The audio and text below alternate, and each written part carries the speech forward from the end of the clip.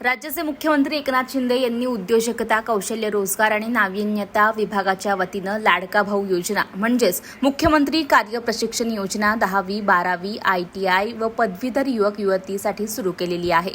या योजनेअंतर्गत अमरावती जिल्हाधिकारी कार्यालयाच्या 30 जागांकरता अमरावती येथील नियोजन भवनात प्रशिक्षणार्थ्यांच्या मुलाखती पार पडल्यात। 30 जागेसाठी तब्बल 327 उमेदवारांनी हजेरी लावली। 30 प्रशिक्षणार्थ्यांची निवड करून त्यांना जिल्हाधिकारी कार्यालयात रुजू करून घेण्यात आले। राज्यातील हे पहिलंच शिबिर आहे। अमरावती जिल्ह्यात एकूण 5500च्या वर प्रशिक्षणार्थ्यांची निवड केली जाणार आहे।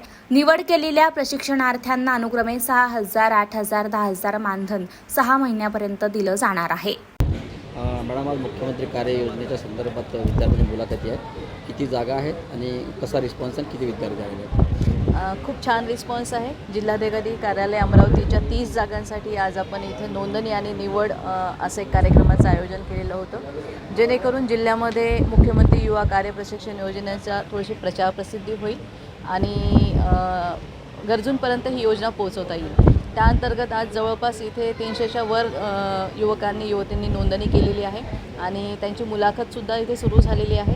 आपण आजच म्हणजे जिल्हाधिकारी कार्यालयातर्फे आजच त्यांची मुलाखत घेऊन त्यांची 30 व्यक्तींची निवड करण्यात येणार आहे आणि या 30 उमेदवारांना यापुढे जिल्हाधिकारी कार्यालयात कार्य प्रशिक्षण योजनेअंतर्गत काम करता येणार आहे। मला असं वाटतं की अमरावती जिल्ह्यातल्या युवक युवतींसाठी ही अतिशय उत्तम संधी आहे आणि ही एक सुरुवात आपल्या जिल्ह्यात झालेली आहे। आता असे अनेक कॅम्प आणि अशा अनेक भरती निवड प्रक्रिया सुरू होणार आहे।